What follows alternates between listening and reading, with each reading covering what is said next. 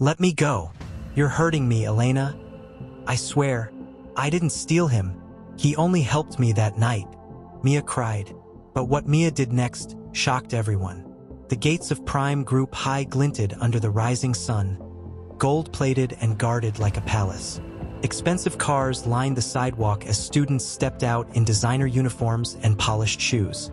Among them was a girl on a rusted blue bicycle, wobbling slightly as she pedaled up the hill. Her name was Mia.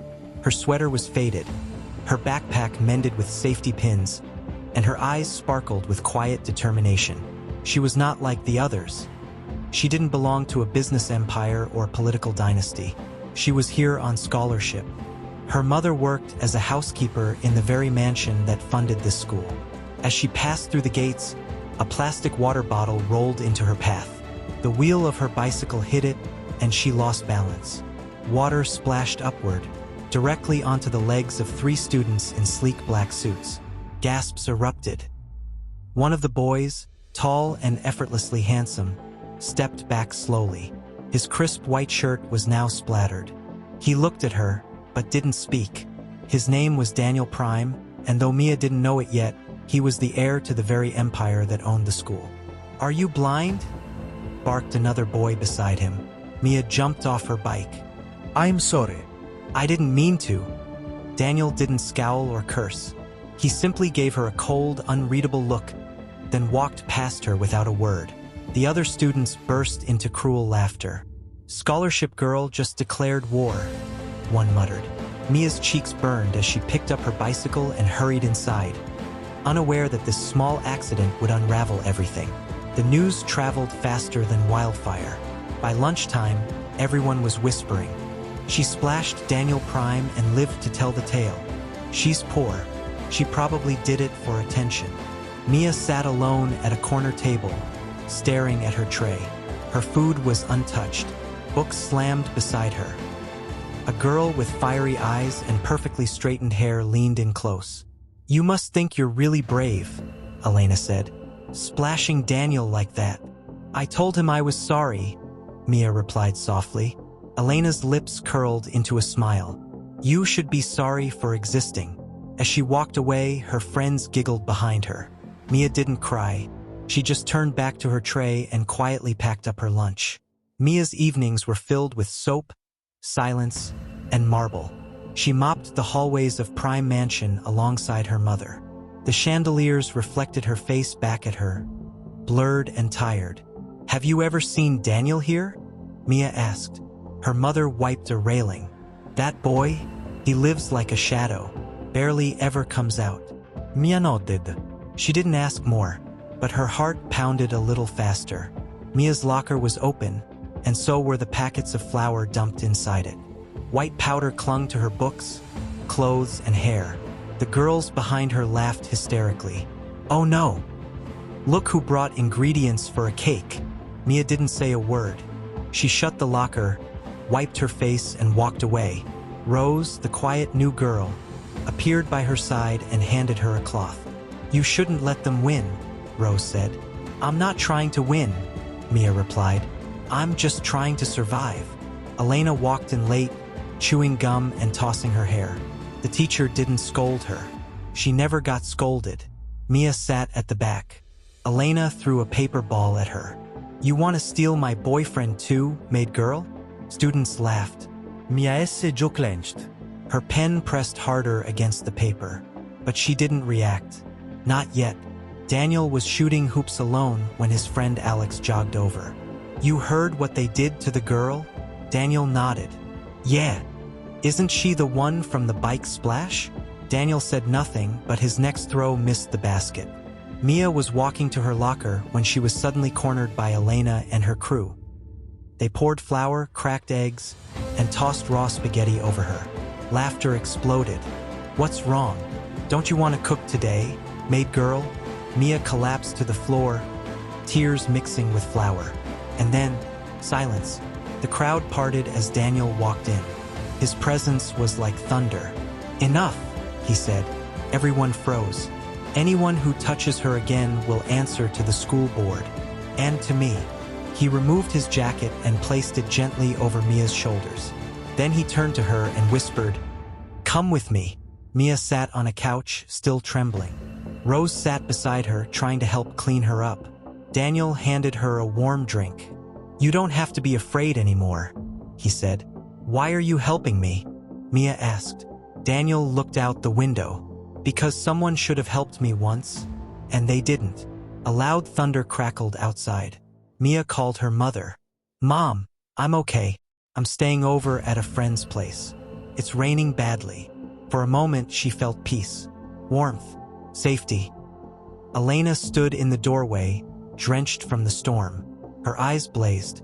"She's in your apartment? Wearing your clothes?" "Elena, calm down." Daniel tried to reason, but she screamed, "You're falling for the maid's daughter." Mia's eyes widened. "What did you just say?" Elena turned to her, smiling like a wolf. "You didn't know? Oh, sweetie, Daniel's family owns the mansion you mop every evening." Mia's mouth opened slightly, but she said nothing. Elena stormed out, slamming the door so hard that the windows shook. The door had just slammed. Elena's voice still echoed in Mia's head. "She's the maid's daughter." Daniel stood frozen. Mia looked away, her eyes wide, her thoughts racing. "You didn't know?" she whispered. Daniel shook his head slowly. "I didn't. I swear I didn't." Mia rose to her feet, still wearing his jacket. She peeled it off and dropped it on the chair. "I should go." "Mia, wait." But she was already at the door. Mia curled up on her mattress while her mother brushed her hair. "She said it in front of everyone, Mom." Her mother sighed. "Let them say what they want. Your life is not their truth. I don't even know who I am to them anymore." Her mother kissed her forehead. "You are my daughter. You are brilliant, and you have nothing to be ashamed of." Mia wanted to believe her. The whispers had evolved. "Did you hear? The maid's daughter had a sleepover with the heir. She's climbing the ladder one room at a time." Mia walked through the hallway with her head down. Someone bumped her shoulder deliberately. "Oops, didn't see you, scholarship girl." She clenched her fists but kept walking. Daniel stood with a stern face as the principal reviewed files. "Mr. Prime, we're already handling the bullying case. But involving your girlfriend." "She's not my girlfriend anymore." The principal blinked. "I want a statement sent out publicly. What happened to Mia should never happen to anyone. And I want Elena banned from all school events until graduation." "Understood." Daniel left, jaw tight. Mia sat alone, headphones in. Her notebook was filled with scribbles and poetry. Rose arrived, sliding into the seat across from her. "I saw what Daniel did today," Rose said. Mia didn't look up. "He's not like the others." "That doesn't change who I am," Mia replied. "It doesn't change who he is either." Rose was quiet. "You like him?" "I don't know him," Mia said, but her voice trembled just a little. Mia recalled the week of peace on the school's senior trip. White sand, the gentle breeze, Daniel glancing at her over a bonfire. For a moment, she remembered how safe it felt. Then Elena's outburst, her scream, her threat. Mia blinked and came back to the library. It all felt like a dream. Mrs. Prime stood by the fireplace, swirling wine in her glass. "You seem distracted," she said. Daniel turned from the window. "You knew she was the housekeeper's daughter." "I know all the staff. You never told me, because it didn't matter. Until now." Daniel's fists clenched. "You think she's beneath me." "She is," his mother said coldly. "And if you keep this up, you'll lose everything. Then maybe I don't want it." He left the room. Mia pedaled slowly home. The sky was orange. Her backpack bounced slightly with every bump in the road. She thought of her mother's words, of Rose's smile, of Daniel's quiet eyes. A black SUV turned the corner behind her. She didn't notice it at first. It was just another car. Then it sped up. The tires screeched. 2 masked men jumped out. "Wait, what are you in a... Help!" Mia tried to run, but they caught her. A black cloth was thrown over her face. She kicked, screamed, bit down. Nothing worked. The van door slammed. Silence returned to the street.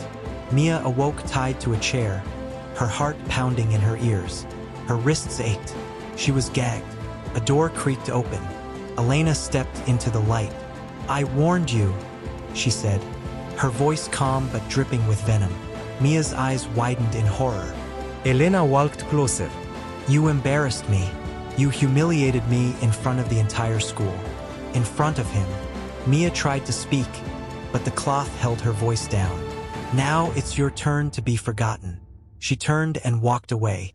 The door shut. Darkness returned.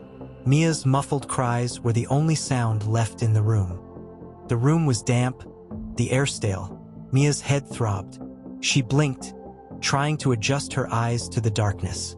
Her arms were sore from the ropes, her mouth dry from screaming. Footsteps approached again. Elena appeared, now calm, too calm. "I should have ended this long ago," Elena said. "You were just a stain, but stains spread when you ignore them." Mia looked up, trembling. "I didn't take him from you," Mia said through cracked lips. "He was never yours." Elena leaned in closer. "But he looked at you like you were something real, and that made you dangerous." A phone rang in the hallway. Elena turned and left. Mia looked around, scanning for anything she could use. A nail, a screw. Her hope was a flickering candle. Daniel paced the hallway. "She's not answering," he said. Rose stood at the doorway. "She hasn't been seen since yesterday. She didn't show up to class, and her mom hasn't heard from her." Daniel stopped. "Call the police." Rose nodded. Detectives flipped through school reports. "Last seen on her bicycle heading home." "Any enemies?" Daniel hesitated. Elena. The detective raised an eyebrow. "Your ex. She threatened her, humiliated her, and she's capable of more. Let's pay Miss Elena a visit." The doorbell rang. Elena's mother opened it to the police. "She's not home," she said. "She's out of the country school tour." The detective exchanged a glance with his partner. "You're sure about that?" The mother nodded firmly. Mia heard footsteps again. A different pair, heavier, urgent. Keys rattled. The door opened. It wasn't Elena. It was a man, mid-30s, unsure. He looked at Mia, confused. "She didn't say it would be a student." Mia's voice cracked. "Please, help me." He hesitated. Outside, tires screeched. "Police!" someone yelled. Sirens blared. The man panicked and fled. Moments later, the police stormed in. Daniel ran behind them. "Mia!" He saw her tied, broken, bleeding. He rushed to her, dropping to his knees. "I'm here," he whispered. "You're safe now." Mia lay in bed, pale but conscious. Daniel sat by her side. "I thought you were gone," he said. She looked at him for a long time. "You came for me. Always." Her mother entered, tears in her eyes. "Mia, oh my baby." They embraced. Mrs. Prime appeared in the doorway, arms folded. "You've caused enough disruption," she said coldly. "This girl is a liability to our family's image." Mia's mother turned, furious. "You'll talk about image after what your world did to my daughter?" Daniel stood. "She's not a liability. She's the only person in this world who ever made me feel human." His mother's face hardened. "If you choose her, you lose your inheritance." Daniel didn't flinch. "Then I lose it." Rumors had turned into headlines. Prime heir saves housekeeper's daughter from kidnapping. Elena deported for orchestrating abduction. Students now looked at Mia with awe and curiosity, but she didn't bask in the attention. She only looked for Rose, who walked beside her loyally.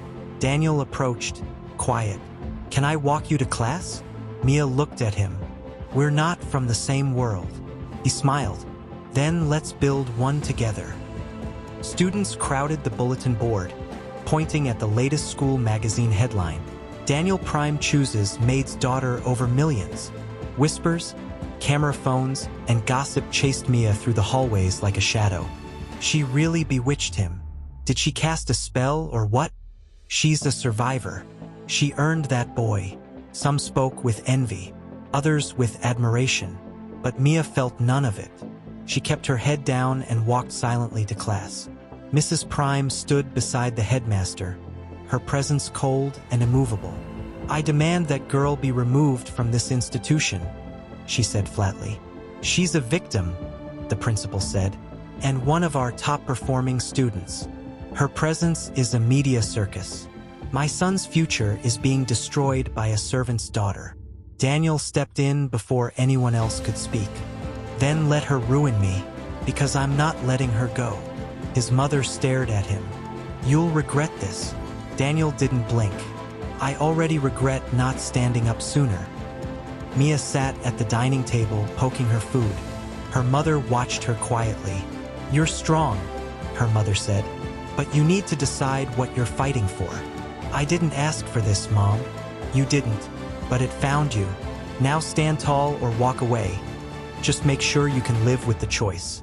Mia nodded slowly. The screen showed a split-screen interview. On one side, Daniel in a suit. On the other, a media host.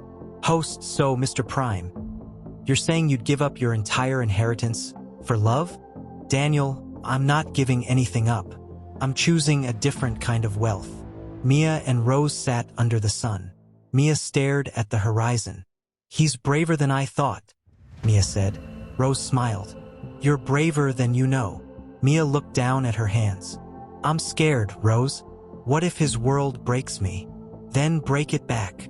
They both laughed. The students rehearsed for graduation. Mia was called to the stage.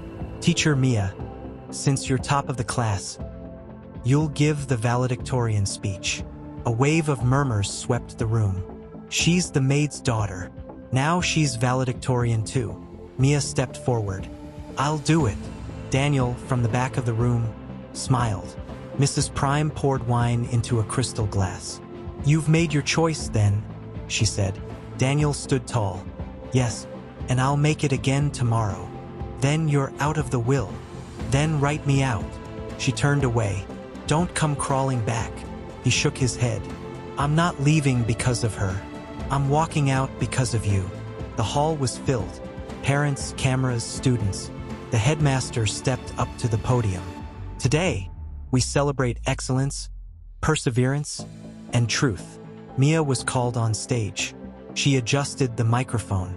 Her heart thudded. "I stand before you today not just as a student, but as a survivor. Not of kidnapping or bullying, but of judgment, of silence, of being made to feel small." Eyes were glued to her. "I didn't grow up in Marble Mansion. I grew up cleaning them, but I stand here with honor, because character is not inherited. It's earned." Standing ovation. Even the principal wiped a tear. Daniel approached her slowly. "Am I still not afraid of your mother?" "Daniel, I'm more afraid of losing you."